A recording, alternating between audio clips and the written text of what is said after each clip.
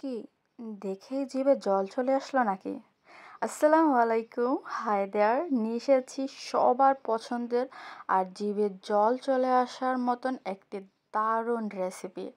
আজ আপনাদেরকে তেঁতুল দিয়ে আচার তৈরি করে দেখাবো। চলুন তাহলে ঝটপট দেখে নেই। এখানে আমি 600 গ্রাম তেঁতুল নিয়েছি, ভালো করে খোসাটা ছাড়িয়ে নিয়েছি। এখন পানি দিয়ে এগুলোকে 1 থেকে 2 ঘন্টার মতন আমি ভিজিয়ে রাখবো। ভালো করে এগুলোকে ভিজিয়ে রাখতে হবে নরম হয়ে যাওয়ার জন্য। ভিউয়ার্স, 2 ঘন্টা পর ফিরে আসলাম। একটা ফ্রাই প্যানে 1/3 কাপ সরিষার তেল দিয়ে দিলাম। এবার এতে অ্যাড করব 1 টেবিল চামচ পাঁচফোড়ন। 1 মিনিটের মতন মিডিয়াম আঁচে তেলের সাথে পাঁচফোড়নটা একটু ভেজে নিতে হবে। আপনারা ততক্ষণে আমাদের চ্যানেলটা সাবস্ক্রাইব করে বেল বাটনটা হিট করে দিন, এতে আপলোড করা ভিডিওর নোটিফিকেশন সবার আগে আপনাদের কাছে পৌঁছে যাবে। ভিউয়ার্স, 1 মিনিট হয়ে গেছে, আমার পাঁচফোড়নটা ভাজা হয়ে গেল। এখন এর মধ্যে আমি ভেজানো তেঁতুল সবটুকু দিয়ে দিব।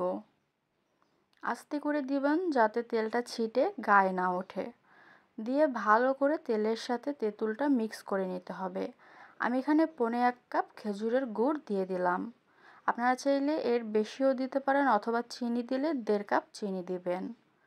স্বাদমতো 1 চামচ বিট লবণ, স্বাদমতো দিয়ে দিব 1 চামচ সাদা লবণ, 1 চামচ হলুদের গুঁড়া, 1 চামচ লাল মরিচের গুঁড়া দিয়ে ভালো করে একবার মিক্স করে নিব।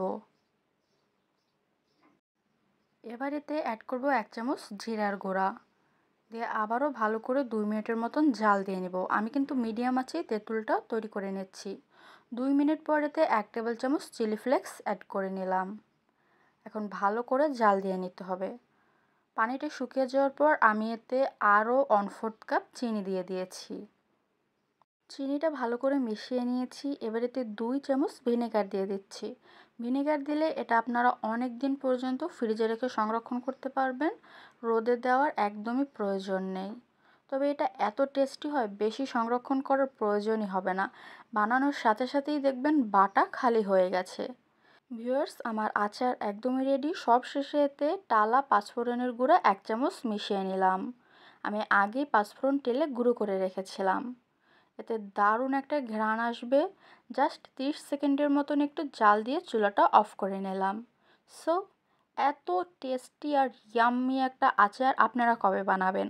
ঝটপট বাসায় বানিয়ে আমাদেরকে কমেন্ট করে জানান এই রেসিপিটা দেখে বানিয়ে কেমন লেগেছে খেতে। Thank you so much. আল্লাহ হাফেজ।